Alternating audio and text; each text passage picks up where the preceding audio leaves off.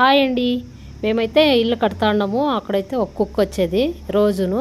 పాప మా పిల్లులు పెట్టాలంటే మా ఇంటి దగ్గరే వచ్చి ఇక్కడే ఉంటుంది. మా ఇంటి దగ్గరే కూడా పిల్లులు పెట్టేసింది. రోజు అన్నం తీసుకొచ్చి మా పిల్లలు పెడతా ఉంటారు. ఈరోజు నేనైతే వచ్చాను చూద్దామని చెప్పేసి. పిల్లులు పెట్టిందమ్మా కుక్క మన ఇంటి దగ్గర ఉండేదంటే చూద్దామని వచ్చాను. అన్నం తీసుకొని వచ్చాను. రోజు పాల ప్యాకెట్లు తీసుకొచ్చి అన్నం ఎత్తుకొచ్చి వేసేస్తూ ఉంటారు మా పిల్లలు. నేను తీసుకొచ్చి పెడతా ఉన్నాను ఈరోజు. చూడండి పాపం బయట ఉండే కుక్క. మనుషులకైతే ఎంత జాగ్రత్తలు తీసుకుంటారో, డెలివరీలు అయితేనే ప్రెగ్నెంట్ అయితేనే అట్లా. వీటిలో చూడండి కుక్క బతుకంటే ఇంతే. ఎట్లా పాపం 7 పిల్లలు పెట్టేసింది. ఆ పిల్లలకి మా పిల్లలు అయితే చూసుకుంటా ఉన్నారు. ఇంకా బయట కుక్కలకంతా ఎవరు చూసుకుంటారో. ఎక్కడైనా కనిపిస్తే మనము ఇట్లా హెల్ప్ చేయాలా, ఇట్లా మూగజీవాలకి.